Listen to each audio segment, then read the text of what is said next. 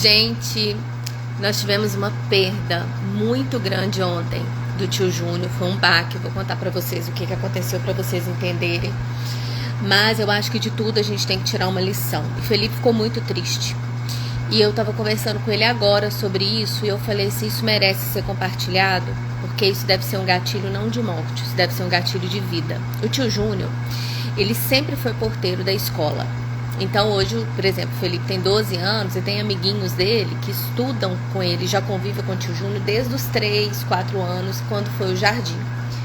Ano passado, a escola foi arrendada para a rede adventista e ele teve a oportunidade de fazer um curso de coordenador de disciplina e ele foi estudar e virou coordenador de disciplina com 40 e poucos anos e implantou na escola o hino nacional. E ele sempre falou, né, a gente quando ficava esperando os alunos lá na porta da escola, a gente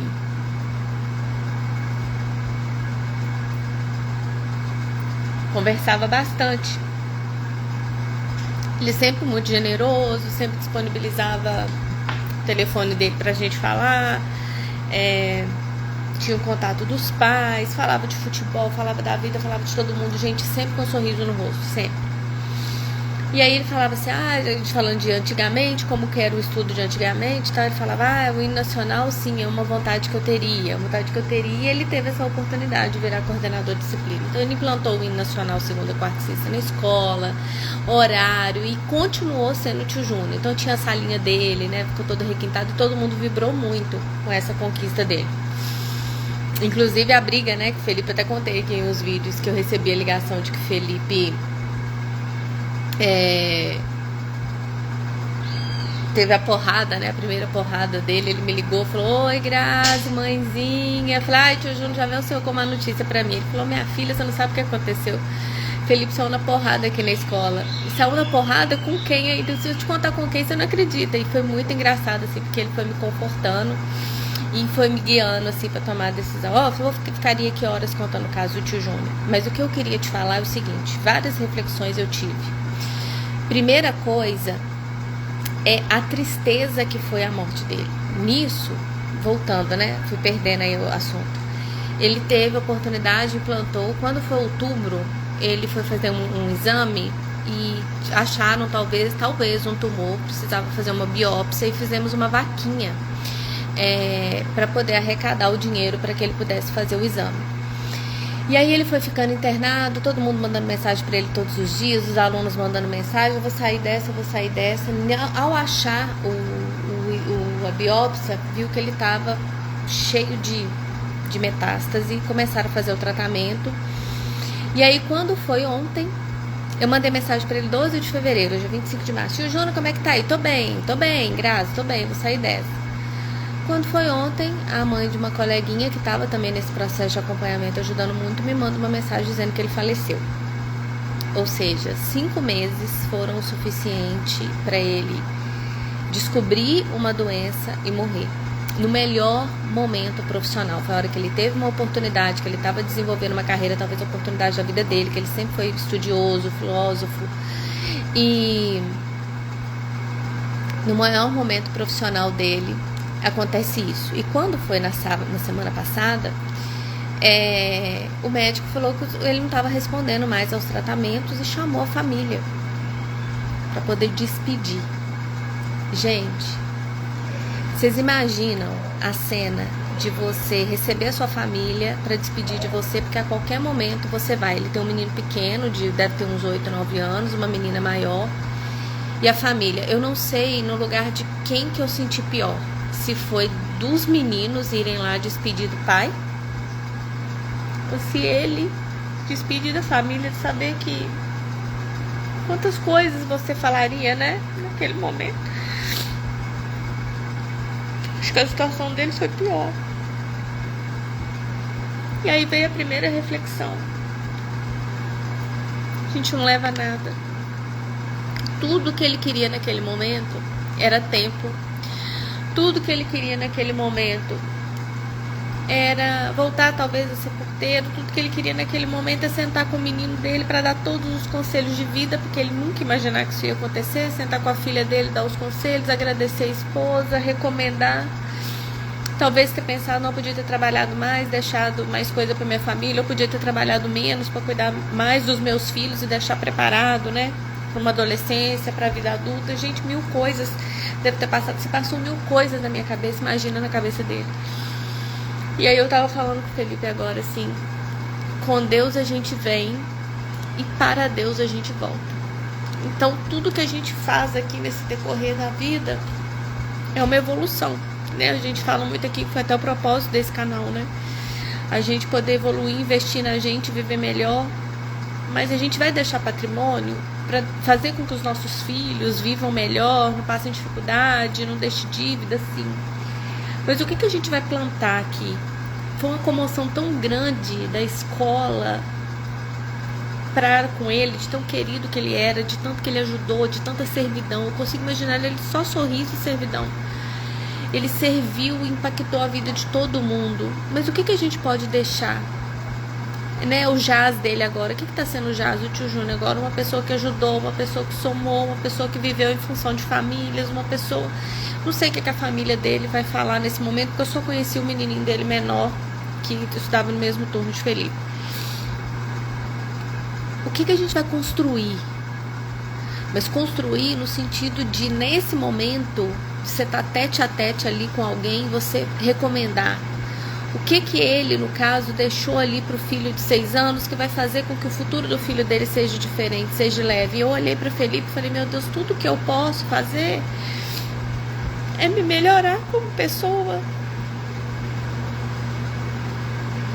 E chegar no fim do dia, todos os dias, e falar assim, o que eu deixei de semente para Felipe, o que eu deixei de semente para vocês aqui, o que eu deixei de semente para o mundo, que se amanhã eu não estiver aqui, eu vou saber que eu fiz a sua vida ser diferente, eu te ajudei de alguma forma. Segundo, de Deus viemos, para Deus voltamos, e era isso que eu ia comentar. Ele manda a gente e ele recebe a gente.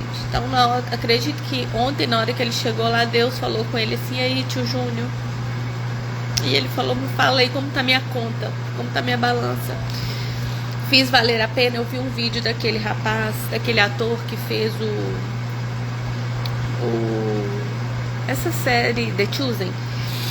E ele perguntou, se você tivesse com Deus, o que você falaria pra ele? Ai, meu Deus do céu, eu vou ficar assim pra ele assim, Senhor, fiz valer a pena, cumpri o meu papel. E o que você acha que Deus vai olhar pra você e vai falar nesse momento? Analise isso. A gente não leva nada material, mas o que a gente constrói de material é para ajudar quem fica. O que você estuda, o que evolui você, vai somar na vida dos seus. O melhor exemplo que você pode deixar para os seus filhos é a admiração que seu filho vai ter por você, porque numa batalha lá atrás ele vai falar assim, minha mãe faria isso, meu pai faria isso, eu não vou fazer isso porque os meus pais me ensinaram XPTO. O que você pode fazer para deixar um bom legado, para que isso impacte cada vez menos as pessoas que vão ficar, ou impacte cada vez mais as pessoas que vão ficar a ponto de você já foi, mas o que você foi, ficou. E o que Deus vai falar para você quando você chegar lá? Né? A gente fala que os bons morrem jovens, né? Já dizia Renato Russo. Então, muita gente boa morre, e isso gera na gente um senso de injustiça. Você fica, meu Deus, mas uma pessoa tão boa, tão boa. Por que será que Deus recolhe os bons? Será que não é uma peneira? Então, cuide de você, aperfeiçoe você, e tudo que você fizer por você e ajudar você, passe para os outros. Seja um tio Júnior de servir, de somar, de agregar. E olhe para os seus, para a sua base, né? Que a família ali que ele está deixando agora foi patrimônio, foi ensinamento, foi fortaleza, foi coragem. Se amanhã você for, o que você está deixando para os seus filhos, para sua família, para o mundo? Abra sua boca, a rede social está aí. Usa a rede social a seu favor, usa a internet a seu favor para estruturar, para evoluir. Não para se comparar, para se contaminar, para cair nessa manada. Seja uma fonte de inspiração, de solução, que é isso que Deus espera de nós. Investir em nós somos seres espirituais, uma experiência humana. Você está aqui para evoluir. Evolua e leve pessoas com você. Evolua e leve pessoas com você. Tudo que você fizer, ajude. Porque se você for, você sabe que você foi. Mas muitas pessoas foram salvas, estruturadas, melhoradas através da sua palavra, através do seu gesto. Ótimo dia. Achei que eu tivesse concluído, mas vi o post de Renata, que é sabedoria em pessoa. Olha aqui, ó. Vai viver. Não reclama dos seus problemas. Agradeça todos os seus problemas. É filho, é chefe, é marido, é casa, é louça, é conta pra pagar. Agradece. Porque ele e muitos gostariam de ter os problemas que você tem.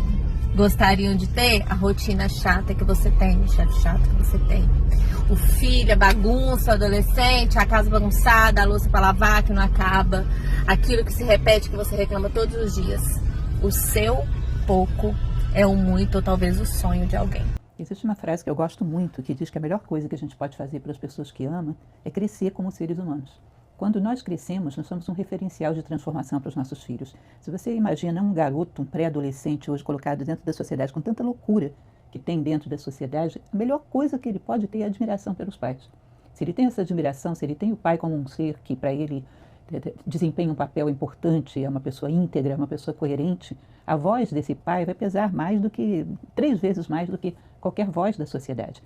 Que aí você pode ser um referencial que pode tentar evitar que ele seja sujeito a tantos riscos. Então, fazer com que os nossos filhos nos admirem é fundamental. Daí que o estímulo de termos filhos, de termos pessoas que se espelham em nós, de crescermos, de sermos melhores, para que eles tenham um referencial. Nós carregamos para a vida inteira essa imagem do que foram os nossos pais, da coerência que tinham, da capacidade que tinham de pensar nos demais, ou seja, dos valores, das virtudes, da coragem. Um pai que se torna uma referência para um filho, um pai que o filho admira, pode protegê-lo de muita coisa. Nós achamos que tem muitas coisas que temos que dar para um filho. Dar um referencial é aquilo que mais vai ser útil na vida dele. Objetos ele pode perder, imóveis pode vender, perder tudo. Diante de uma guerra, perde-se tudo de material, ninguém sabe o que vai ser o futuro. Agora, um referencial de vida, de coerência, de integridade, vai ser útil para a vida fora, seja qual for a circunstância que venha.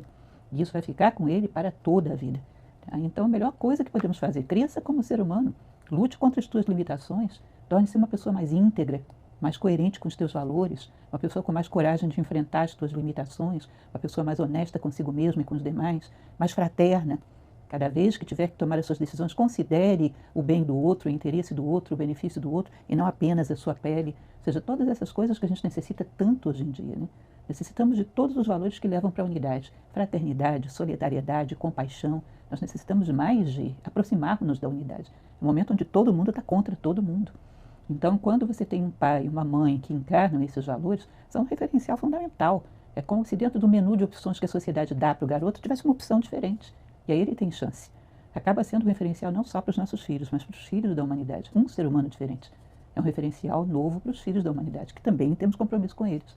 Então, eu não conheço, honestamente, uma postura. Às vezes as pessoas me perguntam qual a sua postura política. Minha postura política é me tornar mais ser humano. Ser mais íntegra, ser mais coerente, ser mais humana. Eu acho que é a melhor coisa que se pode fazer pela humanidade. Dar uma referência de integridade. Lutar para expandir os seus limites. Lutar para dar para as pessoas uma opção diferente. Então, eu acho isso fundamental. É uma razão a mais para crescermos. Ter um filho é uma razão a mais para lutarmos contra os nossos limites.